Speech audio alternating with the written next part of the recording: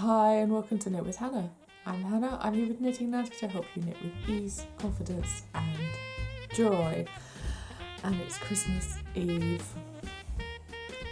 I got my copper here. Okay, you know I'm not filming this on Christmas Eve, but it feels like it because I'm sinking into that mood.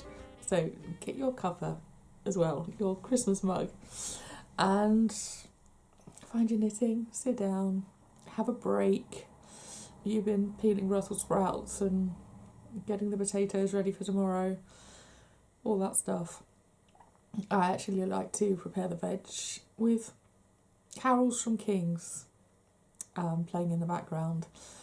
I learnt that from Delia Smith, the fabulous BBC cook from the 1980s.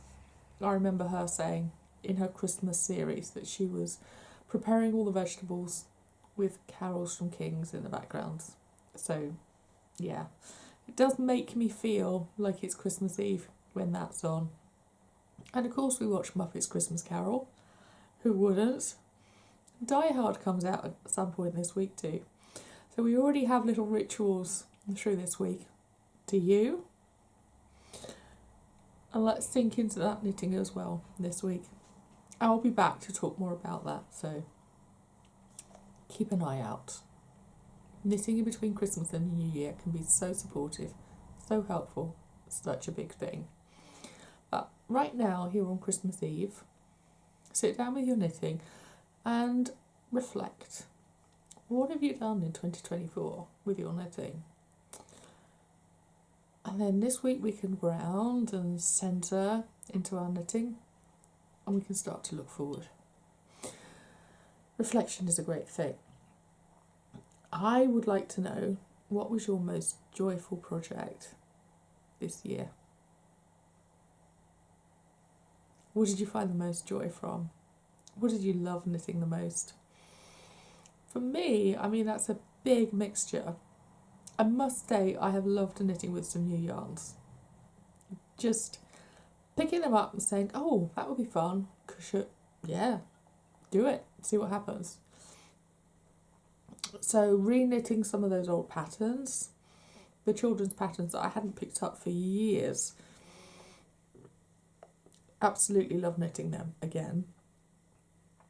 And reworking the patterns and rewriting the patterns and all that was a big part of it. But just seeing the colours come together and the new yarns in a different way, I actually really enjoyed that.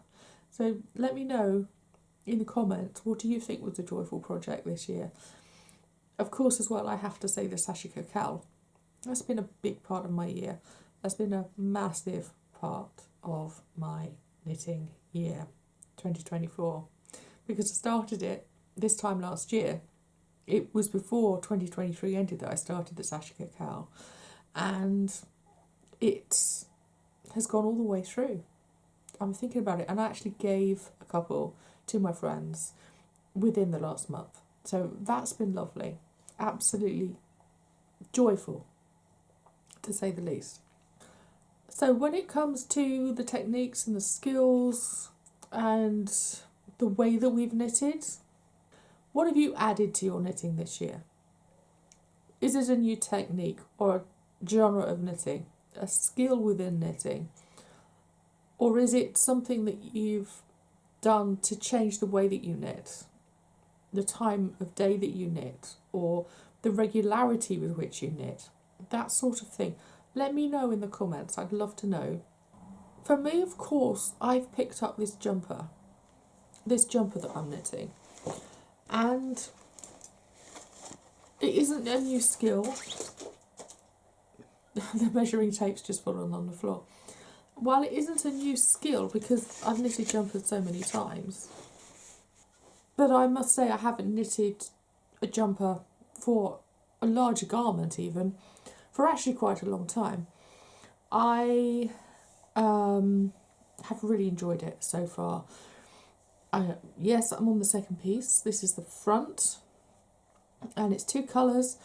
And actually, most interestingly, this, using intarsia over a larger piece and with more rows and more stitches, it actually is quite an interesting thing. I've really taught myself different ways of doing it that are actually quite canny, and I'm really pleased I've been doing this because it's grown that skill, even just with just knitting. This is only the second piece that I'm knitting. The first piece, the back, is in here in my bag on 3 stitch holders. There you go. Thankfully I won't run out of stitch holders because I sew the 2 shoulders together.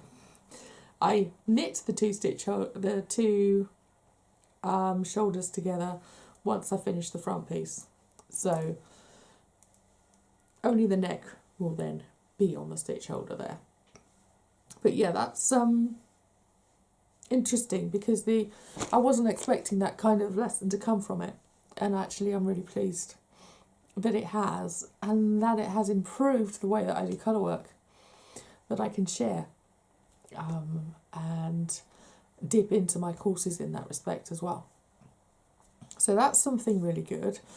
That's definitely not new, but it's added to my skills and the techniques that I use. So in that respect, I'm really happy with it. So that's 2025 for me.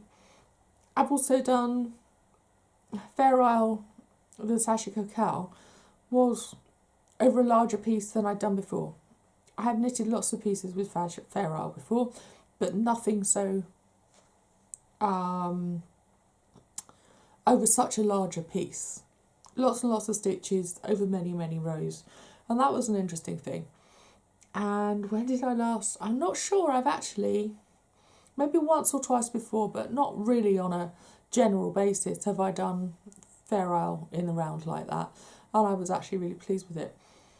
So I was happy to share those skills with you, and again, everything that I learnt with Fair Isle when I was knitting it for the first time.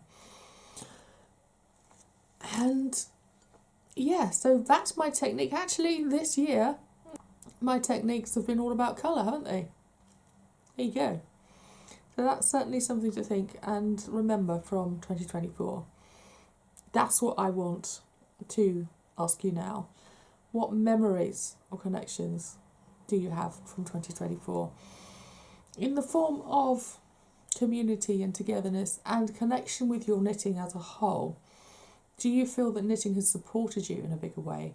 If you are not able to, or you don't really get out and into communities in the same way that you in the way of going to a knit and natter, does knitting feel that you're connected in some way?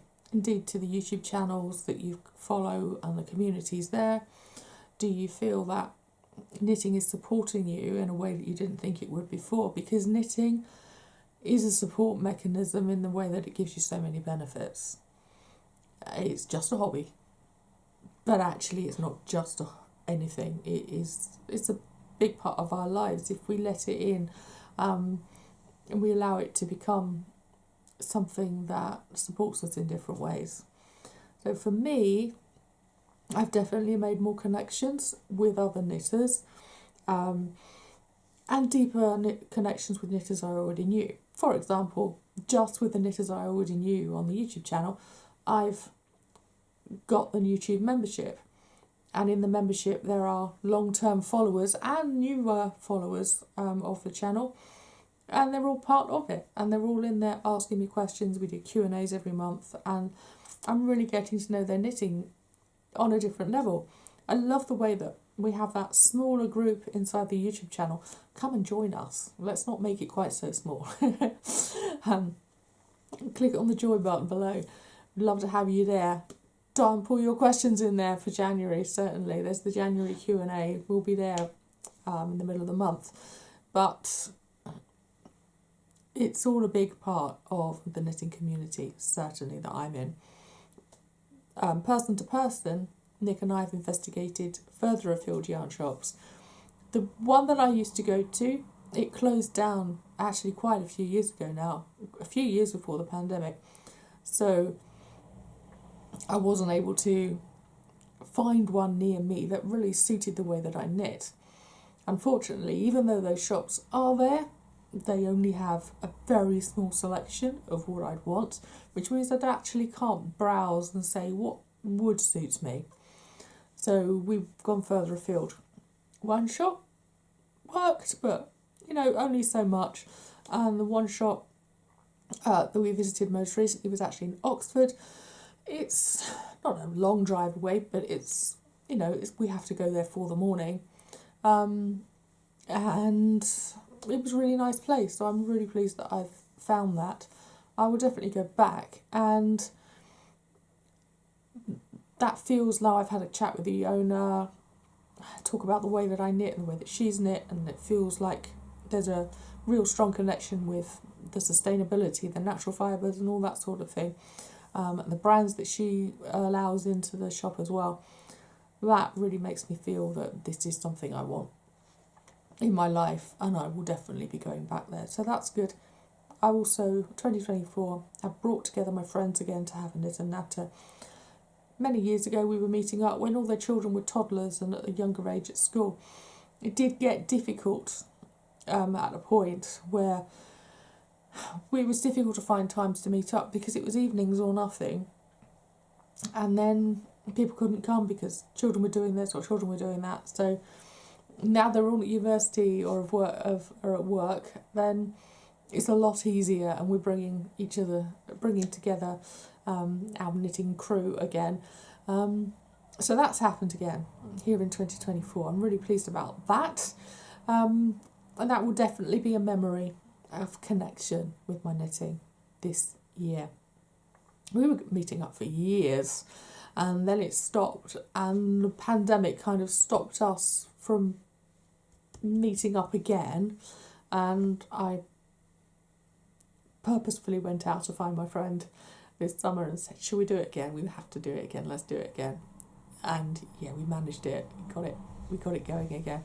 So that group that I formed back in 2009, we're going strong. And our second meetup will be in January. So I'm really looking forward to that. And it can support us all through knitting through the next year and beyond. Yeah, I've got 2 crocheters in there and the rest of us are knitters, and hey ho, I'm looking forward to seeing how that goes. And of course, alongside it, we all see each other's projects and how they're growing, what they're up to, what they're choosing, and magazines that they're going through and that sort of thing. So yeah, I really like that. I'm really enjoying having a different feel to the knitting. As far as the YouTube channel's concerned, we sometimes do a rewind here, don't we? Because that's what YouTube used to call it, a YouTube rewind, when you do kind of a look at the whole year. As for YouTube, my channel's been a lot smaller this year. The subscribers have still grown. We jumped over 50,000, but compared to last year, I've had many fewer views, and in some ways that doesn't help with the income that's coming in, but that's my problem.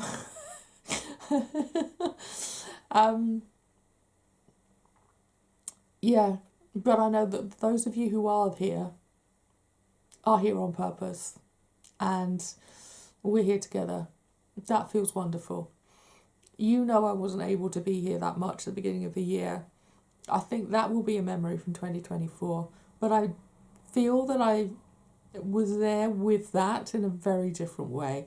In 2023, it felt forceful and out of sync when I had to leave Knit with Hannah and let it go for a bit because I was too old and I just couldn't do it.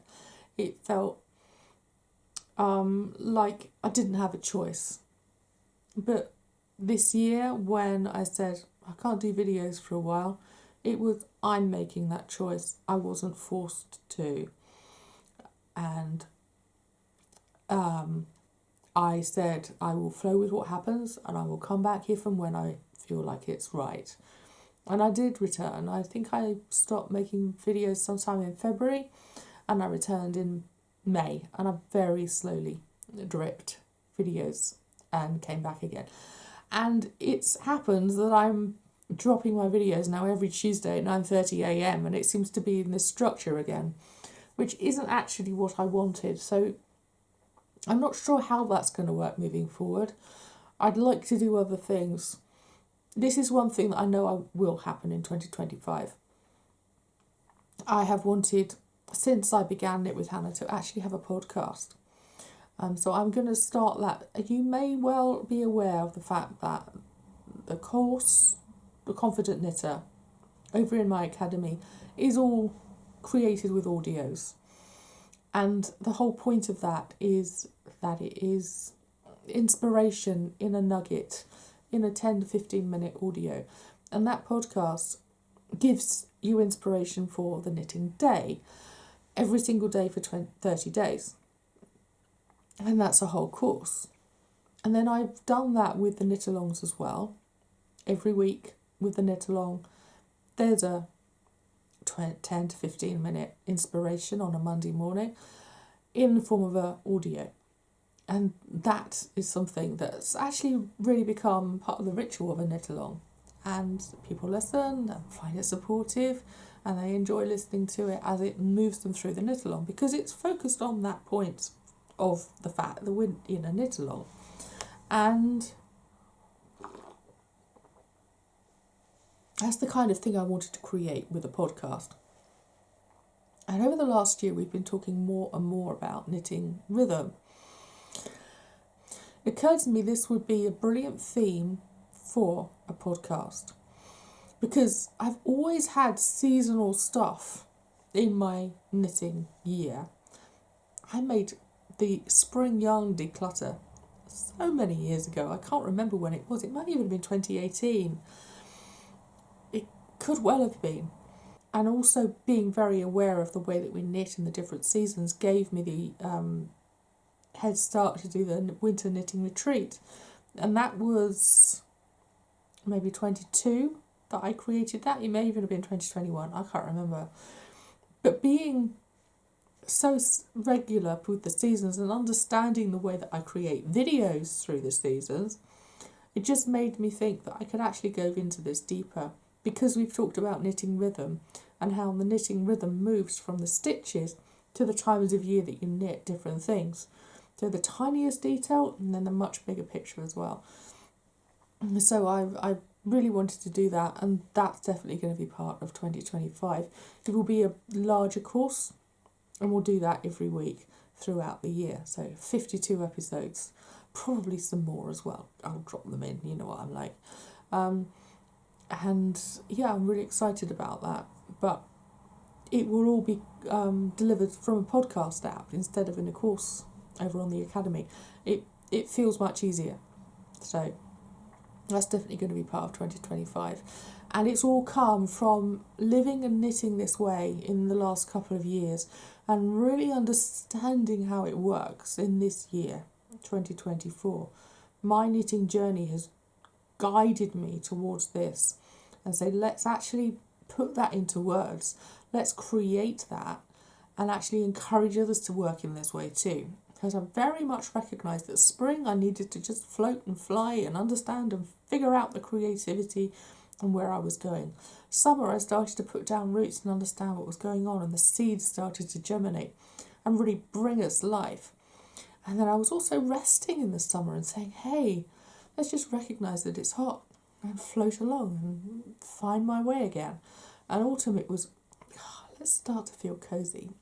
Let's recognise the wintry feel as it moves into the colder days. And all of that was just natural. It was just flowing with the seasons. And it just came to me in November to say, knitting rhythm with the seasons and understanding that it's all part of that bigger picture as much as the smaller details. So we're going to do that from 2025.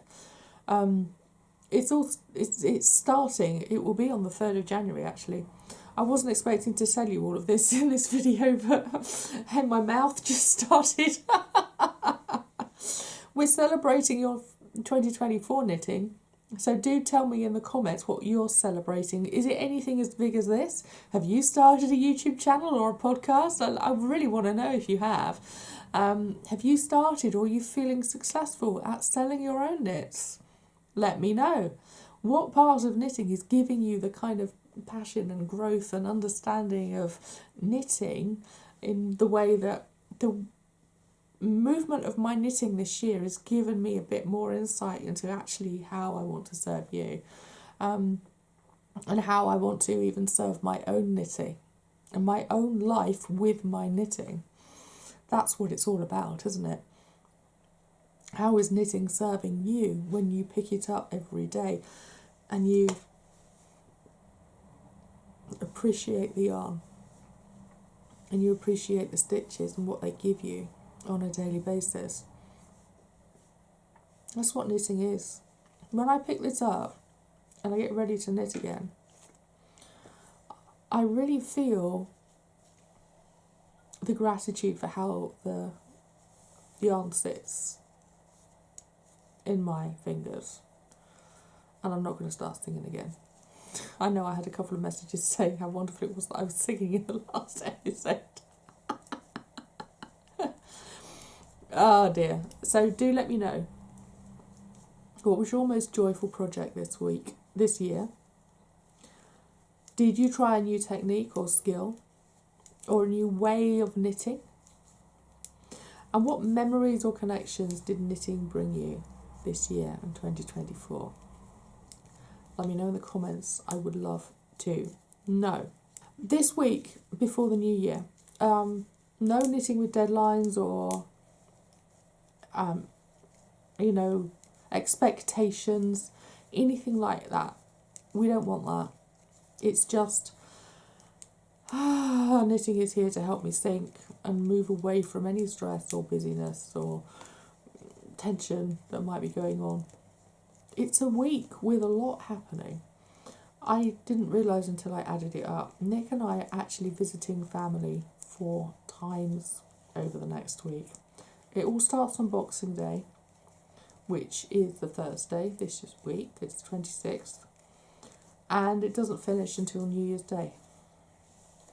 Thankfully, he has a couple of days off next week. He has taken Thursday and Friday off as holiday.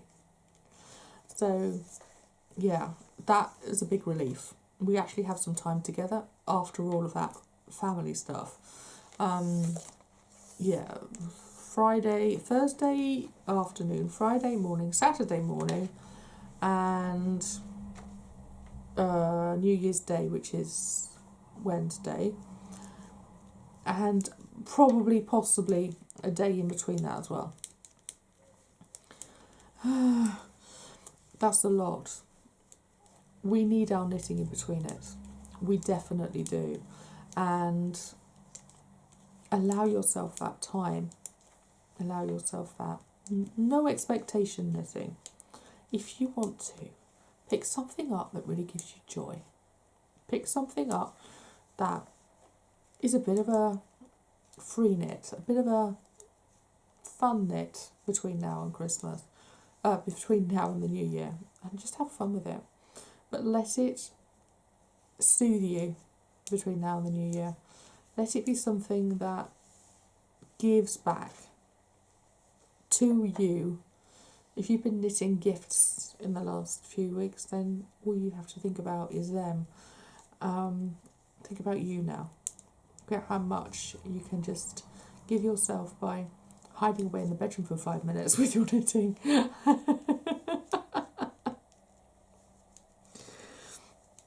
All it needs to be is a couple of rows, and you'll realise that your shoulders have relaxed. And your mind has moved away from what might have been an interesting conversation with family. Yeah, just use it as a retreat, even a small one, in between all the fuss. Okay, this can be a brilliant week. It can be a wonderful week. And let's create that, shall we? Thank you so much for being here in 2024 with the Knit with Hannah channel. It's been wonderful having you. I know, I'm sure, most of you, a lot of you who are watching this, will be back all the way through 2025 as well. And I will return once or twice between now and the new year. And like I say, it's a great idea to have a video every Tuesday morning at 9:30 a.m. I would like that. I'm really not sure how it's going to work in 2025 because I'm also going to need breaks. I haven't had a break since I came back in September. And I can't overwork myself and do too much or anything like that. So I know you will be part of that movement and flow with me.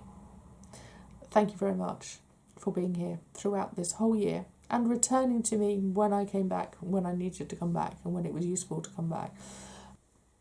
Whether you've knitted one thing or 20 things this year, you know what it's given you and we can celebrate that. And if you're new to knitting, then boy, you're going to have a wonderful journey in 2025. And we're here for you. Let us know in the comments what it is that you've done this year so far. If all you've done is cast on and you're starting your first stitches, we want to know and we want to celebrate you. I do answer all the comments. I tend to go in and answer a batch because I refuse to have notifications on my phone. It's not something I'm willing to do. If you're lucky, I will see your comment, and if it's a question that needs answering right now, then I will jump in and say, find this video, it will help you and it will move you forward. Boom. Otherwise, I will leave them a few days and they will answer. But yeah, I'm here. And I know you're here as well. Thank you so much for 2024. We haven't finished yet. I will see you soon. Merry Christmas. Whether you're knitting with Muppet's Christmas Carol, Die Hard or Doctor Who, don't knit with Doctor Who. You have to watch it properly. I'm not going to knit while Doctor Who's on. I want to watch it. Oh dear. I'll see you in a few days' time. Bye for now. Happy Christmas. Happy knitting.